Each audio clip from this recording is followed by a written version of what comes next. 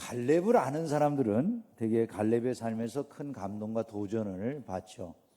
그러니까 85세의 노인이 되었음에도 불구하고 그 신앙이, 하나님을 향한 신앙이 변하지 아니하고 계속해서 믿음의 도전을 해나가는데, 전쟁터에 나가겠다고 자원할 만큼 85세의 노인이 그렇게 하나님을 위한 일이라면 물불을 가리지 아니하고 충성하는 그 마음이 계속 남아있는 이 모습이 이 갈렙의 모습입니다. 그래서 갈렙이 결국은 아주 인생의 큰 승리자로 남게 되는데요, 이 갈렙의 삶을 통해 가지고 우리가 승리하는 신앙생활을 어떻게 해야 되는가, 이런 것들을 좀 교훈을 받으려고 합니다.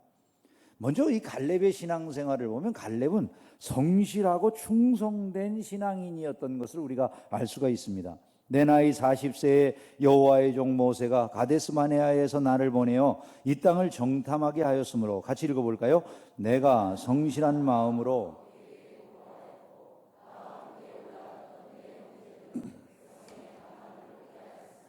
나는 내 하나님 여호와께 충성하였으므로. 성실과 충성이라고 하는 말이 여기 나와 있는데, 이게 갈렙의 삶을 가장 잘 보여주는 그런 단어들이라고 여겨져요. 신자는 특징이 이렇게 나타나야 됩니다. 성실함과 충성됨으로 나타나야 된다. 범사에. 신자의 삶이라고 하는 게 이렇게 드러날 때 신자다움이 나타난다는 거예요. 왜냐하면 신자는 모든 일을 행할 때 하나님 앞에서, 내 뒤에서 나를 보고 계시는 하나님 앞에서 모든 일을 행한다는 걸 아는 사람들이기 때문에 그래요. 내가 일상의 직업을 갖든 공부를 하는 학생이든 아니면 내가 여러 가지 재능을 가지고 사람들 앞에 서는 사람들이든, 이 모든 일에 있어서 항상 신자가 마음에 가져야 될 생각이 뭐냐면, 나는 하나님 앞에서 지금 이 모든 일들을 감당하고 있다, 그런 것들을 생각해야 된다는 것이죠. 그럼 그런 생각을 하는 신자가 특징이 뭘로 나타난다는 겁니까? 행하는 모든 일에 하나님이 보실 때 나는 성실하게 충성되게 일을 하는 사람이다, 그것이 드러나기를 원하는 모습으로 살아가야 된다는 거예요. 여러분, 신자가 하는 일은 달라야 되는 것입니다. 그 특징이 성실과 충성이다, 그 말이죠. 갈렙이 가지고 있는 특징이 그것이었다는 거예요. 갈렙의 신앙은 하나님의 약속하신 말씀을 온전히 믿는 신앙이에요.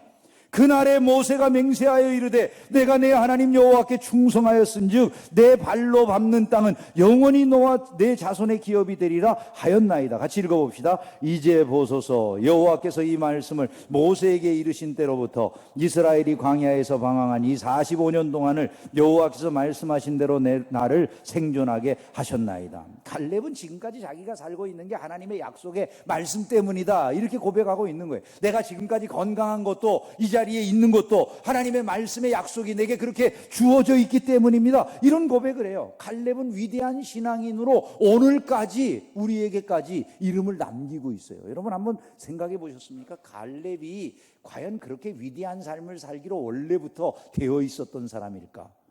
네, 아니었습니다. 갈렙은요, 원래 태어나는 신분 자체가 그만한 명성을 얻을 만한 위치에 있는 사람이 못 되는 것처럼 보이는 사람이에요.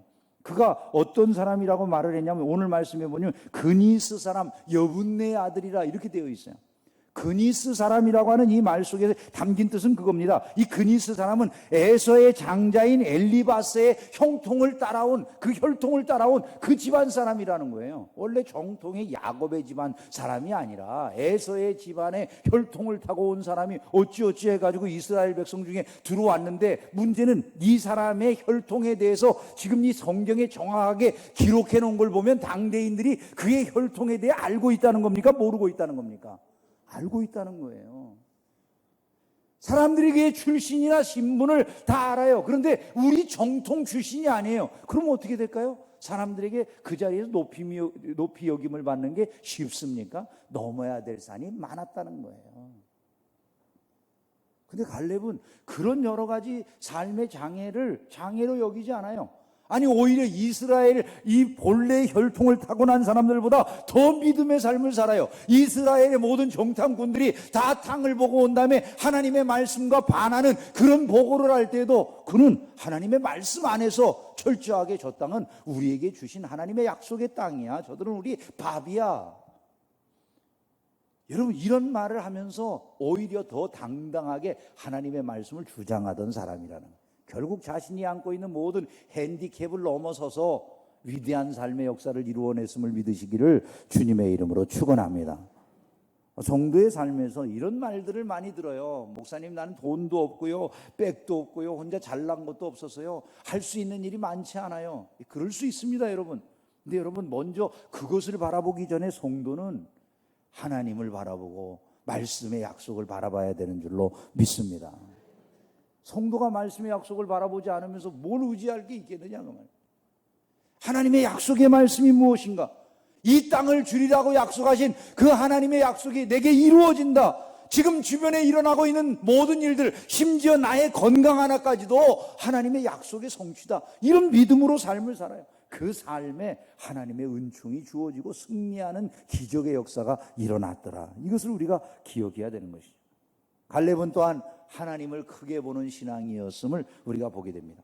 그날에 여호와께서 말씀하신 이 산지를 지금 내게 주소서. 같이 읽어볼까요? 당신도 그날에 들으셨거니와 그곳에는 아낙 사람이 있고 그 성읍들은 크고 견고할지라도 여호와께서 나와 함께 하시면 내가 여호와께서 말씀하신 대로 그들을 쫓아내리이다 하니. 여러분, 헤브론은요 가나안에서도 제일 좋은 땅에 해당되는 그런 곳으로 보여집니다. 왜냐하면 창세기를 읽어보면 족장들이 상당수 이곳을 거쳐 지나가요. 특별히 아브라함을 보면 아브라함이 이 상수리 나무 그늘 아래 앉아있는 모습이 성경에 묘사되어 있기도 하고, 거기서 이제 천사들을 대접하는 이런 일들이 일어나기도 하죠. 그러니까 이스라엘 조상들이 다 이 헤브론과 깊은 관계가 있는 거예요. 그런 측면에서 보면 이 이스라엘의 신앙을 존중히 여기고 그 신앙을 자기의 것으로 받아들이는 이 그 갈렙의 입장에서 보면 그 땅은 마치 성지와 같이 그렇게 중요한 땅이라고 말할 수가 있는 거죠. 오늘날도 이 헤브론 지역은 사과도 나고 무화과도 나고 석류도 나고 또 포도도 나고 멜론도 나고 각종 채소류가 잘 자라는 그런 아주 비옥한 곳으로 알려져 있습니다. 헤브론이 아주 좋은 땅이라는 건 알겠는데 문제는 뭐냐 하면 그곳에 아낙 자손들이 살고 있었다. 이게 문제예요. 아낙 자손들이 사는 게 왜 문제입니까? 그들이 장대한 민족이었기 때문입니다. 15절 말씀에 보면 헤브론의 옛 이름은 기럇 아르바라. 아르바는 아낙 사람 가운데에서 가장 큰 사람이었더라. 헤브론은 유난히 아낙 자손들 중에서도 더 거대한 자들이 사는 곳. 그러니까 육신적인 이 겉의 외모가 그들이 정복하기에 쉬운, 싸우기에 만만한 이런 존재들이 아니라는 거예요. 아낙 자손들 중에서도 더 장대한 자들이 바로 이 지역에, 이 헤브론에 살고 있는 그런 사람들이라고 하는데, 갈렙은 85세예요. 예? 편안한 걸 추구할 수도 있는 사람이라. 얼마든지 한 85세쯤 되면 난 나이 많았으니까 이제 나는 그냥 좀 뒤에 물러 있을게, 이럴 수도 있는 나이잖아요. 근데 자기가 앞장서서 제일 싸워서 얻기 힘들 것처럼 보여지는 그 땅을 요구하더라, 이런 얘기예요. 왜 그런 짓을 하는가 갈렙이? 다른 게 아니에요. 우리가 나이 들어가면요 되게 두려움이 많아져요. 앞장서지 못하게 되는 이유가 두려움이 많아지고 걱정과 염려가 자꾸 늘어나는 거예요, 사람들이. 그런데 갈렙은 다른 것을 두려워하지 않아요. 하나님만 크게 여기는 거예요. 그 성읍들이 커도 좋습니다. 견고해도 좋습니다. 하나님만 나와 함께 하신다면 그 땅에 아낙 자손이 있건 성읍이야 어떤 식으로 견고하든 이건 문제가 되지 않습니다. 내가 분명히 하나님만 함께 하신다면 거기 가서 그거 이길 수 있습니다. 승리하는 신자의 특징이 이거예요. 하나님을 크게 보는 거예요. 시편 기자가 시편 135편에서 이런 고백을 해요. 내가 알거니와 여호와께서는 위대하시며.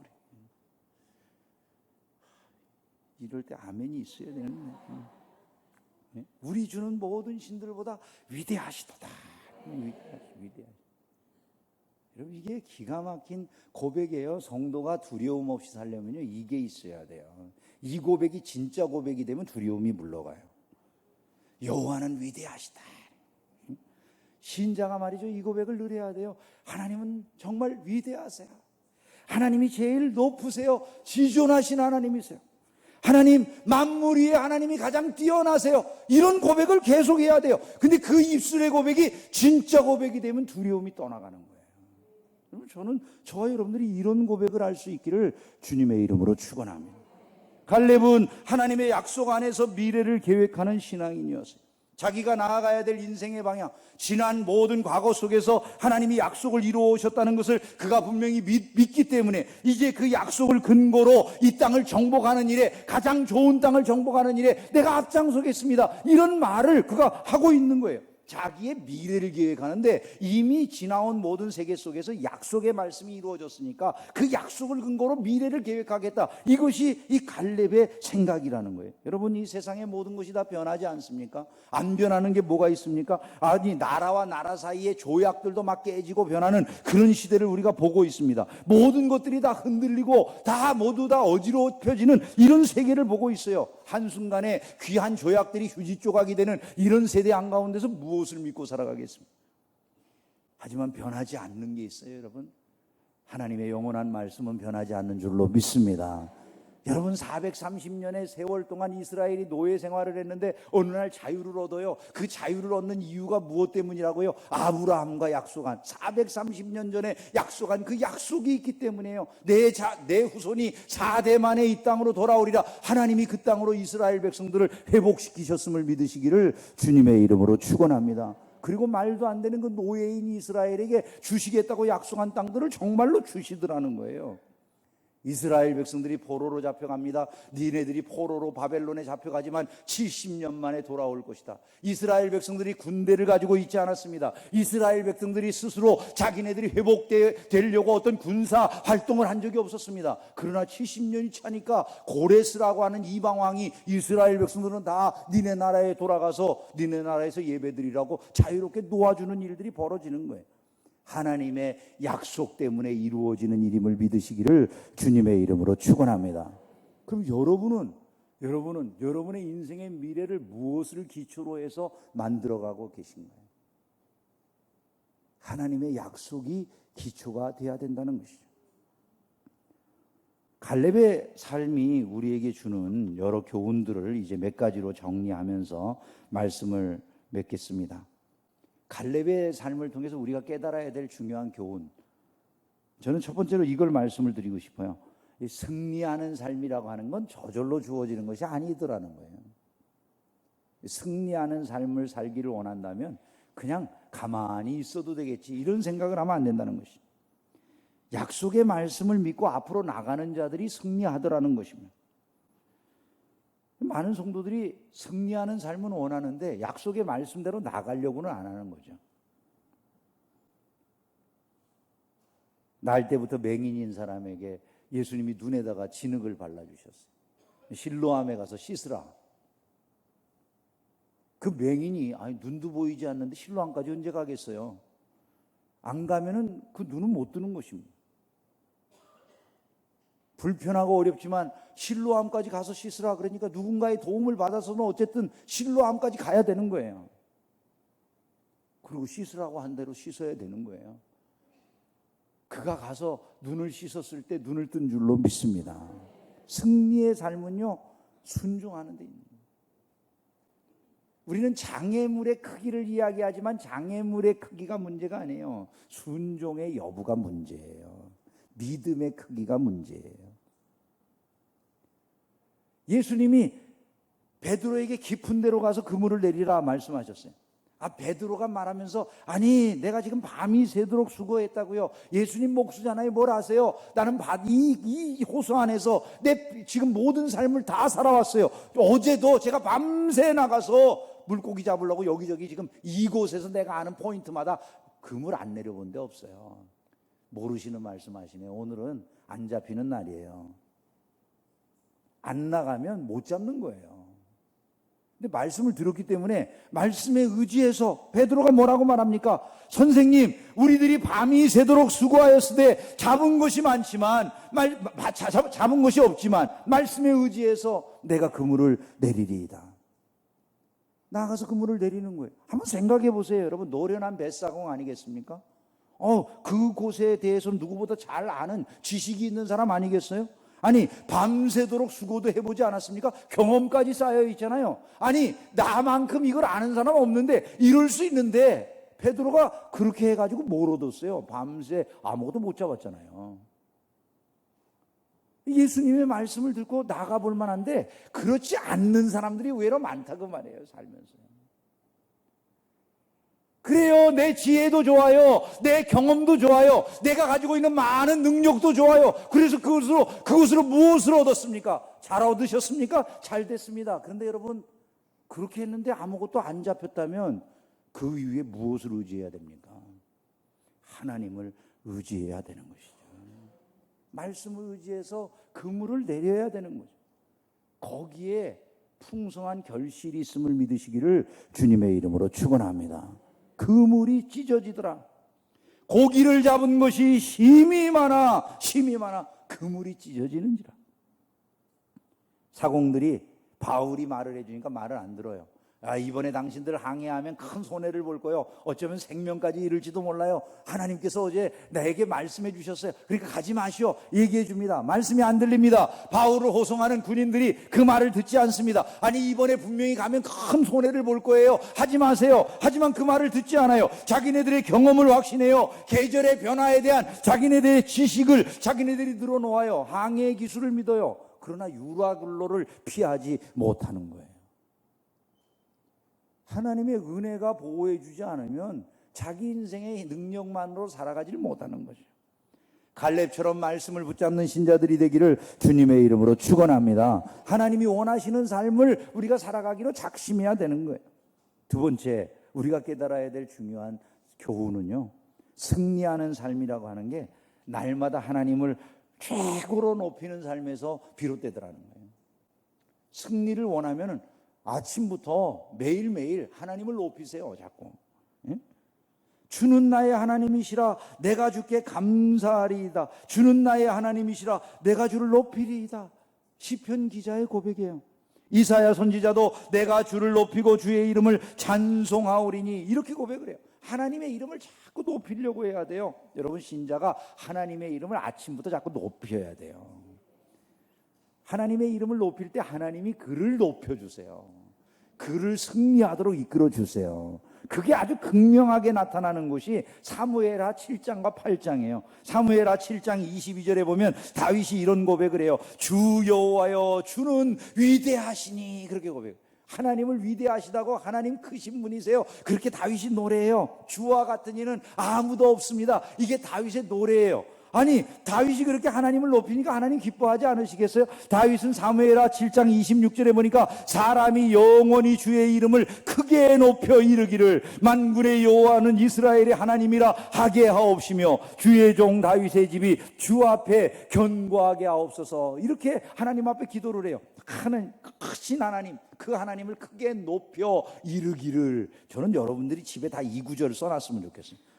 집에 드나드는 문에도 써붙여놓고, 아니, 이걸 날마다 한 번씩 마음속에 새기고 나가세요. 이거 얼마나 좋은 말씀인지 몰라. 근데 이 말씀 붙여놓은 집을 거의 못 봤어. 이 말씀 참 한번 보세요. 사람이 영원히 주의 이름을 크게 높여 이르기를. 크게 높여서 뭐라고 말을 해요? 만군의 여호와는 이스라엘의 하나님이라 하게 하옵시며. 이스라엘의 하나님이라고 한 그 밑에 가로를 치고요, 대한민국의 하나님이라 이렇게 쓰세요. 같이 쓰는데 거기다가 보너스로 더 쓰세요. 대한민국이라고. 하게 하옵시며 주의 종 다윗의 집이 주 앞에서 견고하게 하옵소서. 밑에 다윗 옆에다가 여러분의 이름을 쓰세요. 자녀들의 이름을 쓰시고요, 다 같이 써놓으세요. 그리고 날마다 드나들 때마다 한번 묵상해 보세요. 마음이 달라지는 것입니다. 다윗이 이렇게 하나님을 크게 높일 때 어떤 일이 벌어집니까? 8장에 가보세요. 8장을 보면 사무엘하 7장을 지나서 8장에 딱 들어서자마자 그 다음부터는 그냥 다 승리하는 이야기예요. 그 후에 다윗이 블레셋 사람들을 쳐서 항복을 받고 모압을 쳐서 그들로 땅에 엎드리게 하고 르홉의 아들 소바왕 하다데셋이 자기 권세를 회복하려고 유브라데 강으로 갈 때 다윗이 그를 쳐서 그에게서 마병 1700명과 보병 2만 명을 사로잡고 다윗이 아람 사람 2만 2천 명을 죽이고 다윗이 다메섹 아람의 수비대를 두매 아람 사람이 다윗의 종이 되어 조공을 바치니라. 다윗이 어디로 가든지 여호와께서 이기게 하시니라. 여러분 8장에 가면요, 다 이기는 이야기가 가득히 나와 있어요. 다윗이 소금 골짜기에서 에돔 사람을 쳐 죽이고 에돔의 수비대를 두되 온 에돔의 수비대를 두니 에돔 사람이 다 다윗의 종이 되니라. 다윗이 어디로 가든지 여호와께서 이기게 하셨더라. 다윗의 인생을 표현하면요, 이렇게 사자성어가 될 거예요. 승승장구, 연전연승. 남의 일이니까 아멘도 안 하지만 이 중요한 기가 막힌 인생이죠. 근데 이게 다윗이 어떻게 하니까 7장에서 하나님을 크게 높여서, 성도들은요 이런 찬양에 익숙해져야 돼요. 예? 성도여 다 함께 할렐루야 아멘. 주 찬양하여라 할렐루야 아멘.